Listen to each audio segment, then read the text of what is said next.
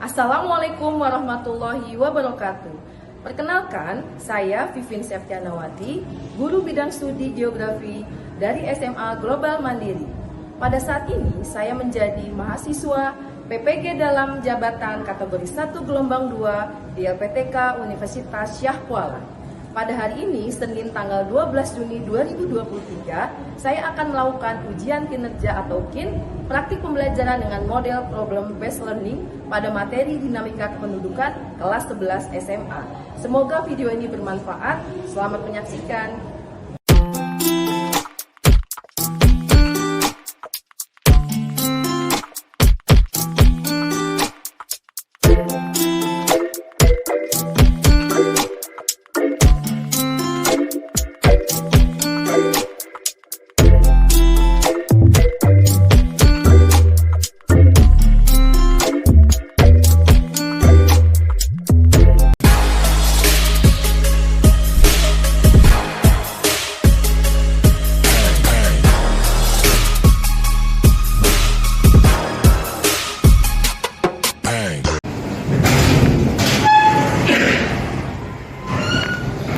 Morning Dubai.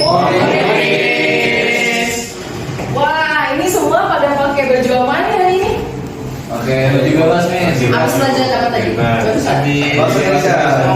Oke ya. Nah, pada pagi ini kita akan kembali mengikuti pembelajaran geografi dengan materi dinamika kependudukan gitu ya. Sebelumnya tolong pimpin doa, Stephen. Ya guys, sebelum kita mulai belajar geografi, alangkah baiknya kita berdoa ke kepercayaan kita masing-masing. Amin. Oke, terima kasih banyak ya. Stephen pakai baju ini untuk apa sih? Ojol. Jadi kamu berperan sebagai ojol ya, pelajar bahasa Indonesia. Oke, yang tidak hadir hari ini siapakah? Ipa Miss. Oke, masukin absen dulu ya. Aina, Anasya, juga Miss. Kenapa sakit? Sakit. Oh. Petris, hadir. Farah, hadir Miss. Vigo jadi apa Vigo?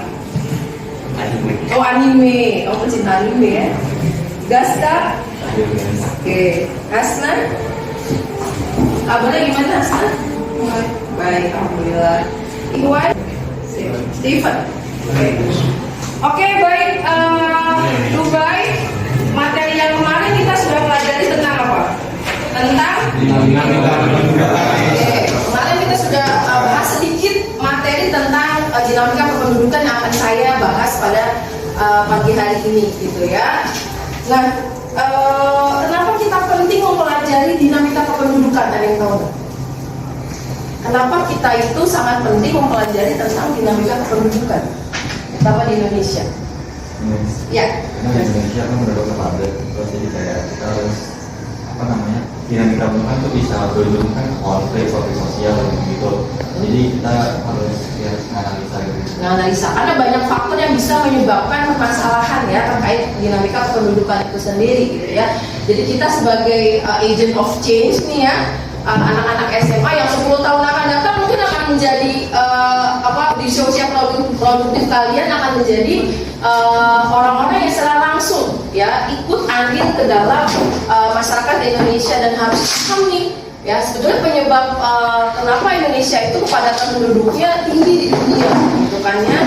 Nah, kita bisa secara langsung untuk memperbaiki ya, kita berperan penting di dalam perbaikan tentang kependudukan yang ada di Indonesia gitu ya. Kita bahas lebih lanjut tujuan pembelajaran yang akan kita capai pada hari ini adalah yang pertama melalui kegiatan diskusi. Nanti kita akan diskusi presentasi dan kita akan membahas terkait permasalahan apa saja gitu ya. Melalui kegiatan diskusi peserta didik mampu mengidentifikasi. Nanti kita identifikasi nih ya dan menganalisis permasalahan yang mempengaruhi dinamika kependudukan di Indonesia. Jadi nanti kita akan diskusi, kita akan identifikasi kenapa Indonesia itu punya permasalahan kependudukan, gitu ya. Yang kedua, melalui kegiatan diskusi, peserta didik mampu memberikan solusi pada isu-isu masalah ya yang terjadi atau tentang penyebab dinamika kependudukan Indonesia. Jadi kita kasih solusi alternatif. Jadi kira-kira kalau misalnya Indonesia itu punya permasalahan A, harusnya bagaimana ya? Ya, solusi yang bisa dilakukan, gitu ya. Oke, ini tujuan pembelajarannya pada pagi ini. Gambar di depan, ya, gambar pertama dan gambar kedua nih. Kira-kira yang pertama itu gambar apa ya? Kota. Kotanya kayak gimana kondisinya? Padat. Ya, kepadatan penduduk yang biasanya terjadi di mana? Di kota. Yang kedua, desa. Ya, kelihatan nggak sih perbedaannya? Oke, kalau yang kedua itu perbedaannya apa?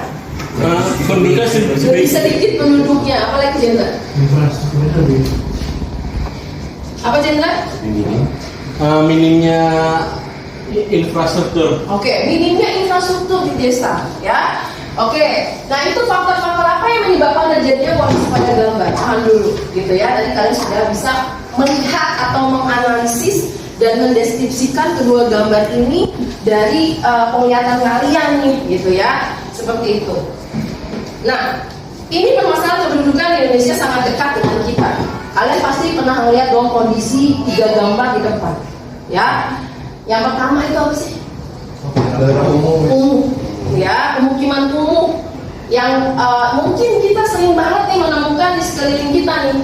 Kalau misalnya kita lihat contohnya, misalnya kalau kalian pernah melakukan perjalanan dari Jakarta ke Bogor menggunakan KRL misalkan, kalian lihat tuh kanan kirinya itu ada pemukiman di sepanjang rel kereta api yang mirip banget nih dengan kondisi di depan, gitu ya. Yang kedua tadi kepadatan penduduk, dan yang ketiga ini sudah menjadi tentang apa, Nova? Kemacetan lalu lintas. Kenapa bisa macet, Nova? Karena banyak penduduk yang mau pindah ke suatu daerah, mungkin kayak ke Melakukan perjalanan, gitu ya, di suatu tempat, gitu ya. Kemudian dia melakukan perjalanan ke tempat yang lain, melakukan yang namanya perpindahan, gitu. Dan kalau sekolah kita di Cibubur udah sehari-hari yang kita kena dengan kondisi ini, ya, kemacetan lalu lintas yang sampai saat ini masih menjadi PR. Tapi alhamdulillah sekarang sudah mulai terpecahkan, gitu ya. Oke, itu permasalahannya. Ini sudah. Oke, kita simak video berikutnya.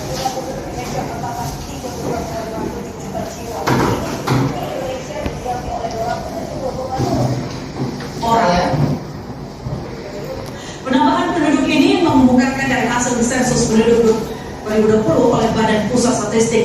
Jika Perhatikan di depan, laju pertumbuhan penduduk sejak 2010 berada di level 1,25% dari 237,63 juta jiwa.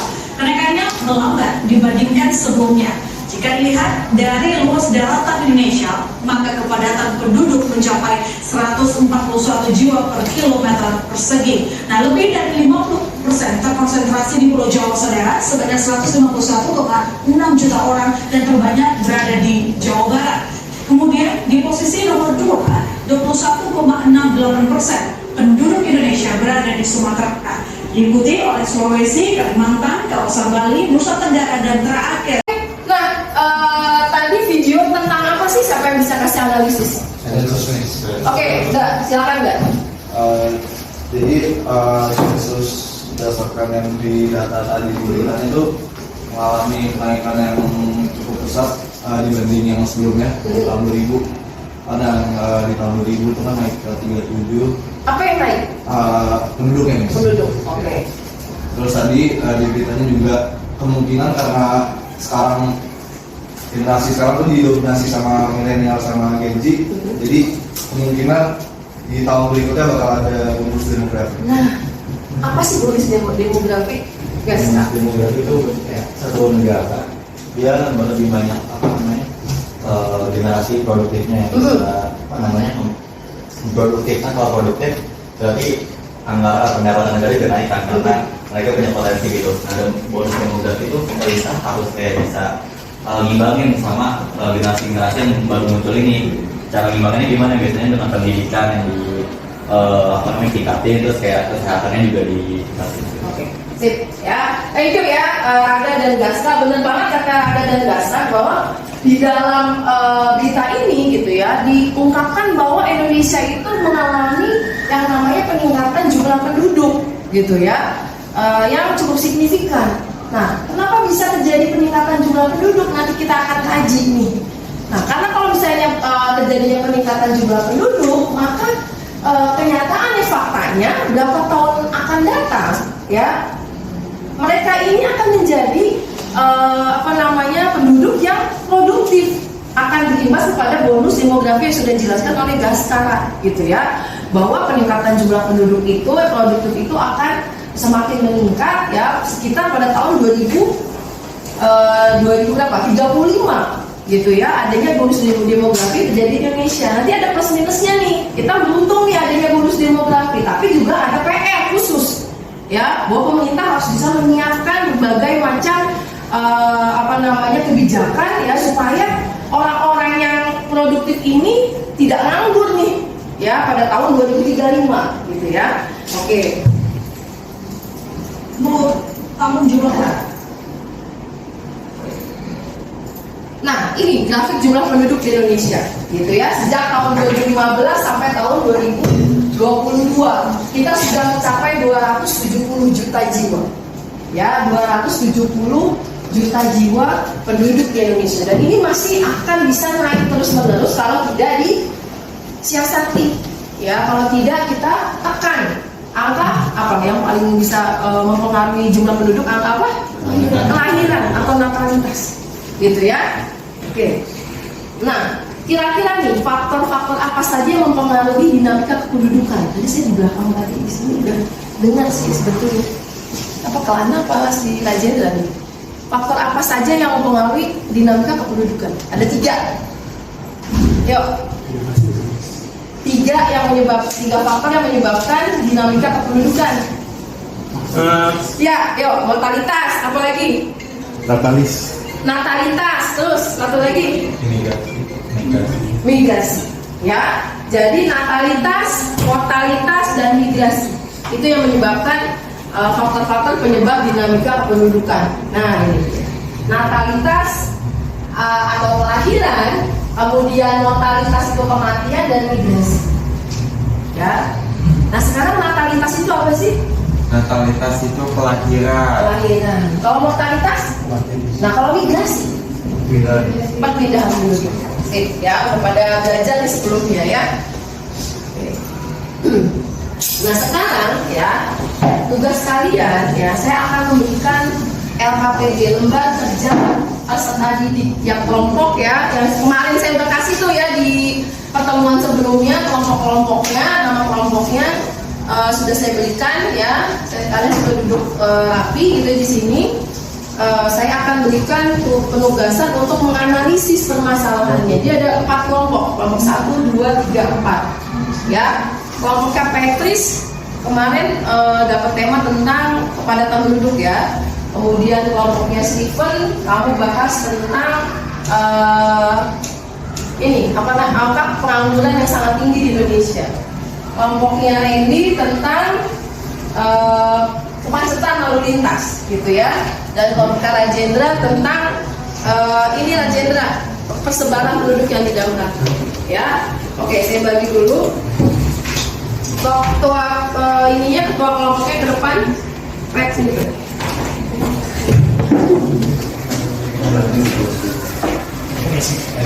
Petris, Nova, Steven, Randy, maju ke depan. Cepat. Kelompoknya tadi. Kemudian Petris, kemudian di dalamnya.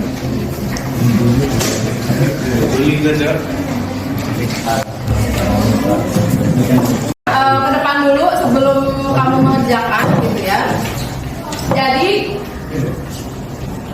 nanti di dalam lembar LKPD ini ya, di dalamnya itu sudah ada tema gambar yang akan kalian analisis masing-masing ya. Di dalamnya sudah ada temanya tentang, contohnya yang pada saya ini LKPD tentang pemukiman kumuh. Jadi kamu nanti analisis nih tentang Jumlahnya pemukiman kumuh yang terjadi di Indonesia. Ya, kamu analisis apa saja? Yang pertama, kamu jelaskan permasalahannya terdapat pada gambar. Ya, silakan dibuka halaman ketiga. Itu kamu jelaskan permasalahan yang dapat pada gambar tersebut. Kemudian rumusan masalah yang ada dalam gambar tersebut itu mengenai apa? Ya. Kemudian faktor penyebabnya, kalian mengerjakannya di dalam infografis. Kalian bisa menggunakan Canva. Ya, tuangkan yang tadi lembar ketiga, ya, yang pertanyaan lembar ketiga ke dalam infografis tersebut. Ya. Nah, selama 25 menit ya, kalian mengerjakan infografis selama 25 menit, nanti kita akan presentasi, ya, maju ke depan. Nah, rulesnya setiap kelompok yang presentasi ke depan, maka yang tidak presentasi akan wajib memberikan pertanyaan terhadap kelompok yang di depan. Oke? Silakan kalian kerjakan. Pakai aplikasi Canva boleh untuk membuat infografis terkait dengan tema. Oke, anak-anak, jangan lupa cantumkan sumber di internet yang kalian ambil ya. Nanti di infografisnya di bawahnya kasih cantumkan sumber-sumber dari media-media manapun yang kalian ambil gitu ya, supaya bisa jadi bahan acuan nantinya gitu ya. Seperti itu. Oke, lanjut. Silakan.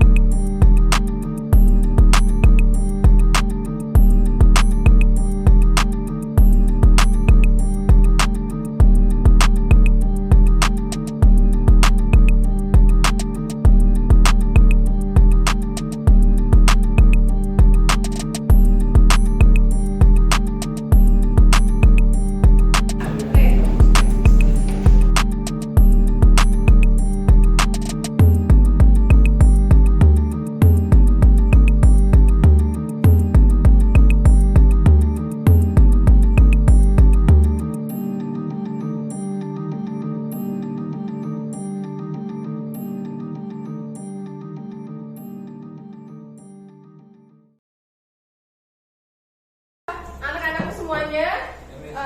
Sekarang waktu sudah habis membuat LKPD. Silakan kelompoknya Vigo, Petris, Kelana, dan Aira untuk maju ke depan untuk mempresentasikan materi tentang kepadatan penduduk di Indonesia. Silakan ya. Yang lain tolong menyimak dan mengkritisi dengan pertanyaan ya. Di depan. Miss, nggak boleh buat pertanyaan. Boleh Randy.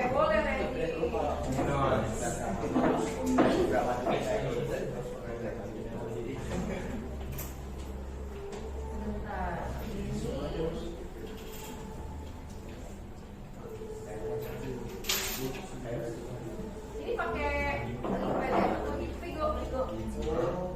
Oke, kelompok pertama yang akan maju pada hari ini adalah kelompoknya Vigo, Petris, Aira, dan Kelana ya. Bagi yang lain yang belum presentasi, kalian simak dan berikan pertanyaan dan kritisi dari analisis kelompok Petris di depan, gitu ya. Kelana tolong dimatikan dulu, Kelana. Oke. Waktunya 10 menit ya, waktunya 10 menit sampai tanya jawab. Silakan Petris. Oke, selamat pagi semua ya. Hari ini kita akan mempresentasikan tentang kepadatan penduduk yang ada di Indonesia. Permasalahan penduduk, permasalahan penduduk yang pertama, apa saja masalah yang menyebabkan kepadatan penduduk? Kedua, apakah berpengaruh terhadap kesehatan dan keamanan dunia? Yang ketiga, Aira kurang kencang sedikit. yang ketiga, bagaimana cara memecahkan masalah kepadatan penduduk? Nah, jadi aku bakalan menjelaskan tentang faktor penyebab.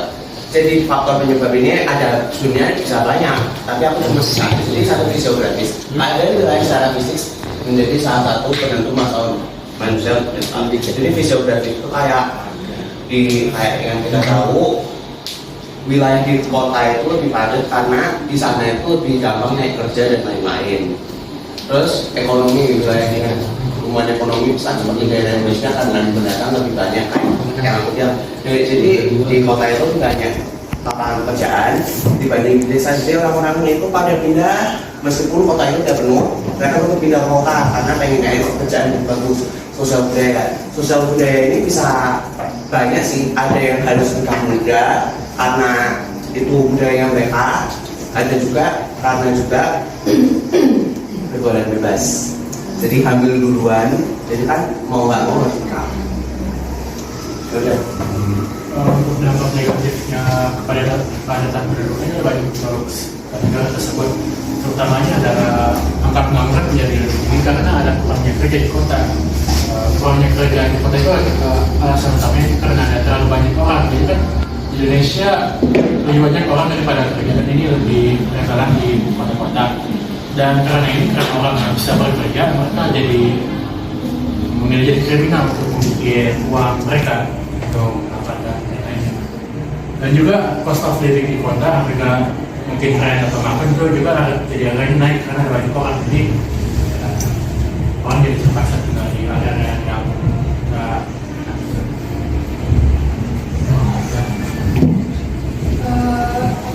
Untuk upaya mengatasi kepadatan penduduk itu sebenarnya ada banyak. Tapi saya ingin tidak. Salah satu itu tuh pemerintah melakukan program transmigrasi, terus keluarga berencana, sama meningkatkan pemerataan pembangunan dan penciptaan lapangan pekerjaan di daerah yang Nah, sebenarnya kami pertanyaan. Oke. Biar kamu tanya kerjaan, udah lihat pertanyaan. Oke, silakan kelompok yang mau bertanya. Siapakah yang mau? Oke, Zaska pertama, kemudian Farah yang kedua. Silakan. Menurut kalian kenapa pemerintah tuh susah buat melatain infrastruktur di daerah-daerah? Kenapa pemerintah cuma ngajarin infrastruktur di kota doang? Jadinya kan akhirnya masyarakat tertarik buat menambah puluhan dari kota buat pindah. Kenapa nggak pemerintah tuh dari dulu diratain aja gitu? Kenapa harus difokusin ke kota doang? Menurutku karena pemerintah itu kan juga rata-rata berpusatnya di kota. Jadi mereka itu kayak lebih mentingin bagian yang mereka tinggali juga. Soalnya kan mereka pengen bagian yang mereka tinggali itu bagus juga. Jadi daerah lain yang tersisihkan ceritanya itu ditinggali kayak dilupain. Tapi mereka bakal tetap lakuin, tapi minim lah istilahnya. Jadi pemerintah melupakan gitu ya? Bukan lupakan sih. Apa istilahnya yang paling tepat? Jadi mendahulukan kota karena memang kebutuhan penduduk di kota itu jauh lebih banyak mungkin ya, dan mereka tuh jauh lebih banyak, jauh lebih dinamis ketimbang di desa mungkin seperti itu. Akhirnya yang terlihat infrastruktur yang sangat maju itu yang ada di kota gitu, seperti itu gitu ya. Tapi ini jadi PR bersama sih sebetulnya, PR bersama kita dan pemerintah, bahwa jangan sampai infrastruktur itu hanya dibangun pada kota-kota saja. Akhirnya itu akan menjadi faktor pull atau penat tadi kata Gaskara, bahwa PR pemerintah itu meratakan pembangunan ya, dari pulau yang paling jarang misalkan gitu ya ke pulau-pulau yang memang tidak tersentuh sama sekali gitu kan gitu. Yang akhirnya nanti mungkin kalau sudah ada pemerataan dalam pembangunan bisa menjadi menjadi alasan bahwa masyarakat tidak akan pindah gitu. Oh, ngapain pindah? Orang di desa aja, di tempat kita aja sudah fasilitas sudah lengkap misalkan gitu ya. Oke, pertanyaan yang bagus banget Gaska. Kemudian silakan Pak. Program Habitat itu salah satu upaya pemerintah untuk mengatasi pertumbuhan penduduk. Menurut kalian itu mampu nggak sih untuk mengatasi pertumbuhan penduduk? Itu sebenarnya mampu, tapi ada orang yang masih bandel. Kayak kan ada perkataan banyak anak banyak rezeki.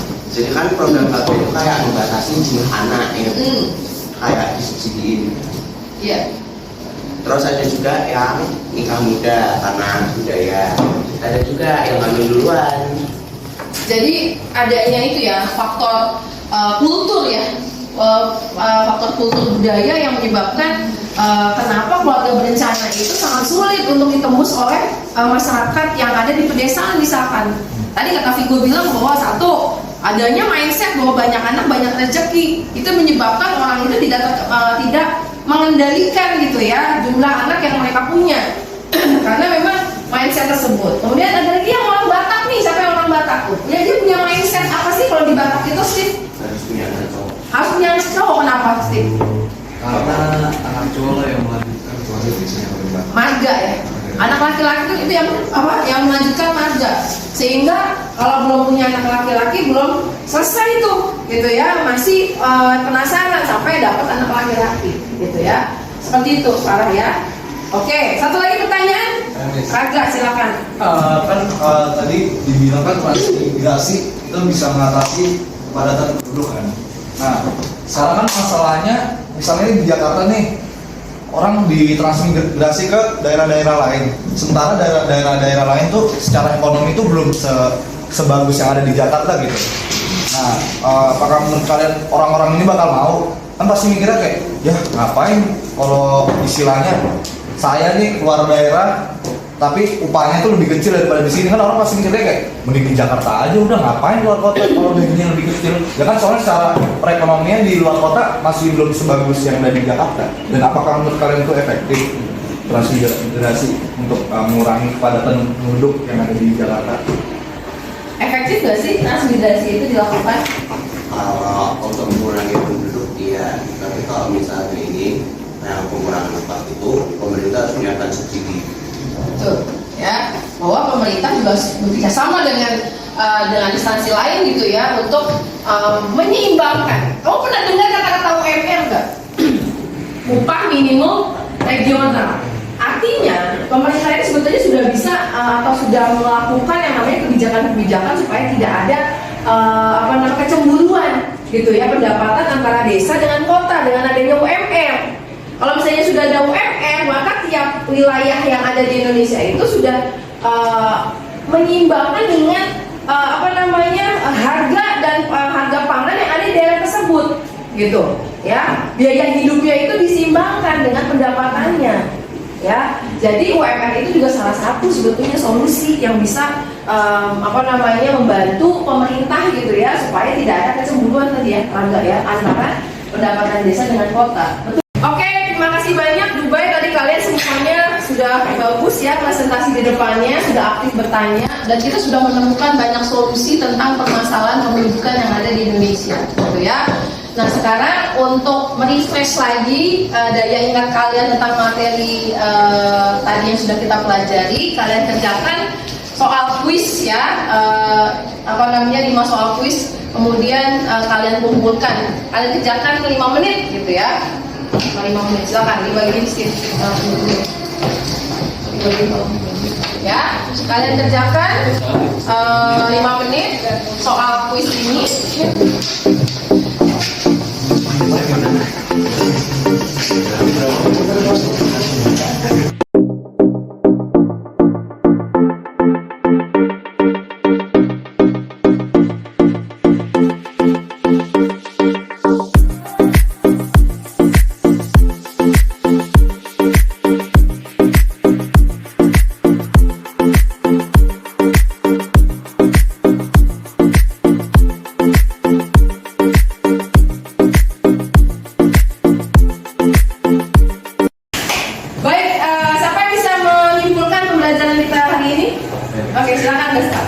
Jadi kesimpulannya di pelajaran hari ini itu tentang dinamika kependudukan terutama di Indonesia.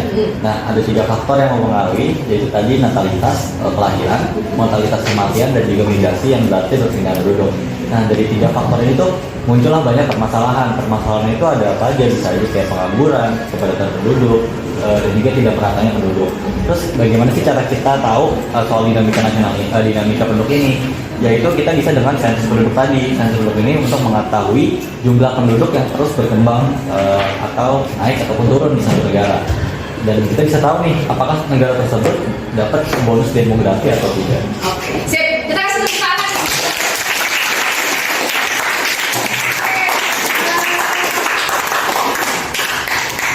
Saya sudah mengirimkan link tentang refleksi pembelajaran di Telegram ya. Nanti kalian buka ya, kalian klik ya, isi pertanyaan yang ada di Telegram di G-Form tentang pembelajaran kita hari ini gitu ya. Nah, pertemuan selanjutnya kita akan membahas tentang proyeksi penduduk ya. Jadi kita sudah belajar tentang faktor dinamika kependudukan. Minggu depan kita akan belajar tentang proyeksi penduduk, bagaimana kita bisa memproyeksi jumlah penduduk ke depannya gitu ya. Karena hal ini akan sangat penting bagi kebijakan pemerintah mengenai kependudukan yang ada di Indonesia gitu ya. Mudah-mudahan semuanya sehat, bisa datang ke sekolah tepat waktu ya. Kemudian bisa mempelajari tentang bagaimana proses proyeksi penduduk yang terjadi di Indonesia gitu ya. Oke, hari ini saya mau kasih applause sama anak yang sangat aktif di sini, yaitu Gaskara. Kita kasih tepuk tangan.